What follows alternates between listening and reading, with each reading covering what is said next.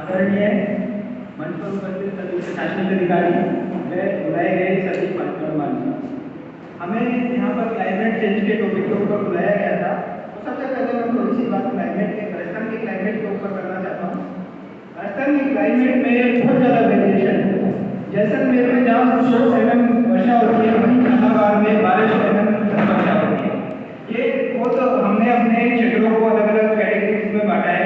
कहीं semi arid है, कहीं एरिड है, तो कहीं फ्लड प्रोन एरिया है, बाढ़ ग्रसित क्षेत्र है।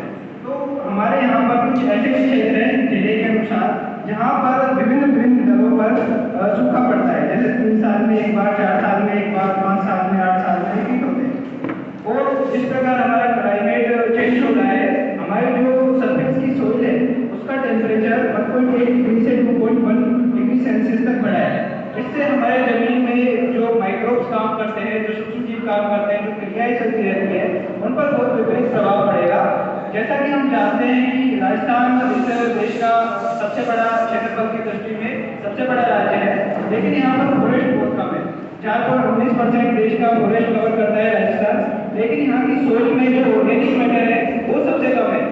और यहाँ पर जो बारिश है, जो आगे क्लाइमेट चेंज के रूप में होने वाला है, तो वो एनुअल रेट है, जो हमारी वार्षिक वर्षा है, वो बहुत कम होने वाली है। वह 1 दिन की या 5 दिन की वर्षाएं बढ़ने वाली है, जिससे कि क्या होगा कि बाढ़ जैसे आसार बनेंगे। तो मैं कुछ सजेशन देना चाहूँगा राज्य सरकार को, जिनके ऊपर वो काम करे। तो इसके लिए जो राजस्थान सरकार ने एक्शन प्लान बनाया है, तो मैं उसमें कुछ जोड़ना चाहूँगा। जैसे जो अपनी ग्रीन हाउस गैसेज होती है वो बढ़ती है तो टेम्परेचर बढ़ता है, तो इसके लिए मैं सजेस्ट करूँगा कि घर घर C4 प्लांट लगाने की मुहिम चलाई जाए। जैसे एलोवेरा है, तुलसी, Rambas, cactus, money plant, bromides होते हैं, जैसे बहुत सारे पेड़ बेल, आंवला, ये इस राजस्थान की मिट्टी के हिसाब से अनुकूलित है। बहुत कम पानी इनको चाहिए। वह जो विलायती कीकर जैसे पेड़ है, जो बहुत ज़्यादा पानी लेते हैं, जो बाहर से आए हुए हैं, गलती से लगे हैं, उनको पूरे प्रोजेक्ट चलाकर मिटाया जाए। और जो एक बात और आती है, राजस्थान में हमारे बीकानेर, बाड़मेर, जोधपुर क्षेत्र में बहुत बड़ी मात्रा में सोलर प्लांट लगाए गए हैं। उन सोलर प्लांट्स का बहुत बड़ा एक विपरीत प्रभाव देखा गया है। वहाँ पर 3 से 5 डिग्री सेल्सियस तक का तापमान बढ़ गया है। उनकी रखरखाव के लिए 1 हफ्ते में 4 करोड़ लीटर पानी की आवश्यकता पड़ती है। इसका परिणाम यह हुआ कि 8 साल में 110 में से 100 जलाशय सूख गए हैं। तो ये हमें करना होगा कि जो सोलर प्लांट एक जगह लगाए गए हैं, उनकी जगह गांव-गांव में, घर-घर में सोलर प्लांट लगाए जाए।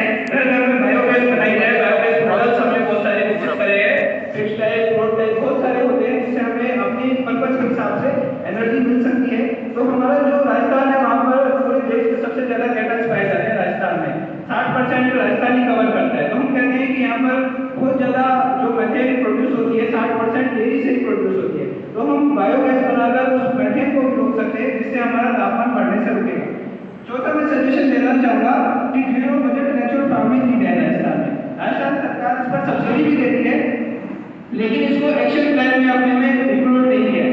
जीरो बजट में होगा क्या, जैसे ऑर्गेनिक फार्मिंग होती है तो उसमें शुरू में 2 साल प्रोडक्शन करता है, लेकिन जो सुभाष पालेकर विधि से नेचुरल फार्मिंग की जाती है उसमें 1% भी प्रोडक्शन नहीं करता, बल्कि जो हमारा ऑर्गेनिक कंटेंट है, जो हमारी राजस्थान की सोइल है, उसमें बहुत कम है। तो वो ऑर्गेनिक कंटेंट इसकी मदद से बहुत बढ़ सकता है, जल स्तर बढ़ सकता है, सोइल की क्वालिटी बढ़ सकती है। और इससे होगा भी क्या, जो हमारे हाईवे है आप देखते होंगे, दौसा का हाईवे या फिर अन्य हाईवे, उस पर गाय बहुत सारी होती है। तो इसमें क्या होगा, यदि हम घर ये प्रोजेक्ट चलाए नेचुरल फार्मिंग का, तो इसमें हमें गाय की जरूरत पड़ती है। हम जीवामृत, घन जीवामृत आदि बहुत सारे खाद में अन्य तरीके की चीजें बना सकते हैं, पेस्टिसाइड बना सकते हैं। तो इसमें हमें गाय की जरूरत पड़ती है। तो घर घर गाय होगी तो अन्य चीजें परिवहन सुगम हो जाएगा, वह अन्य फायदे भी मिलेंगे। वह मैं आगे कहना चाहूँगा, जैसे माइनिंग की बात चली थी, तो माइनिंग ऐसा देखा जा रहा है, आप देखिए जहाँ जहाँ पर भी वर्शिप होती है माइनिंग, पहाड़ों पर जहाँ जहाँ भी मंदिर बने हुए वहाँ पर बिल्कुल कटाई नहीं। तो इनको भी इस प्रोजेक्ट से जोड़ा जाए, पहाड़ों का वनीकरण किया जाए, फॉरेस्टेशन किया जाए। वहाँ पर कुछ ऐसे भी लोकल पीपल्स की मदद से वहाँ पर आस्था के स्तर भी बनाए जाए। और अब माइनिंग किस लिए हो रही है, घर बनाने के लिए माइनिंग हो रही है।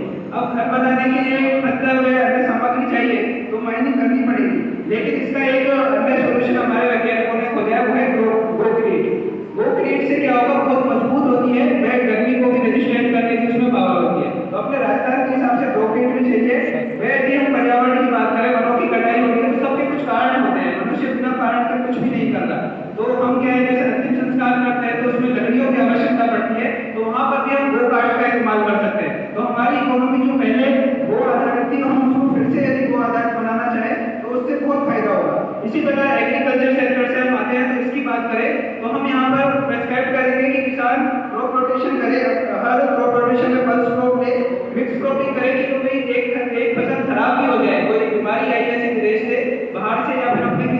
खर्चे से, तो अन्य फसल सुरक्षित रहे ऐसी भी हमें तैयारी करके रखनी चाहिए। हमारा किसान कर्ज में ना डूबे, वो इंटरक्रॉपिंग भी करनी चाहिए। इससे देखा गया है कि सोल क्रॉपिंग से ज्यादा प्रोडक्शन इंटरक्रॉपिंग में मिल रहा है।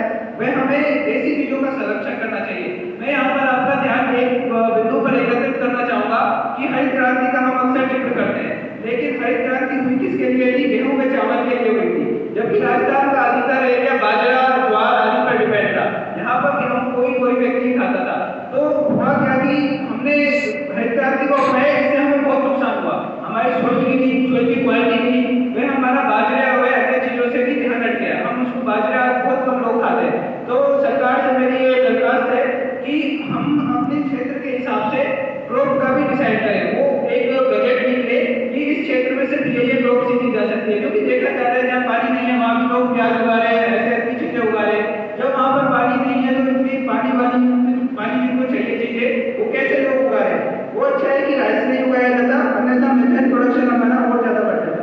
और वाटर की बात करें तो 1% वाटर ही हमारा है पूरे इंडिया के परिप्रेक्ष्य में देखा जाए तो ओनली 1% पानी है राजस्थान में।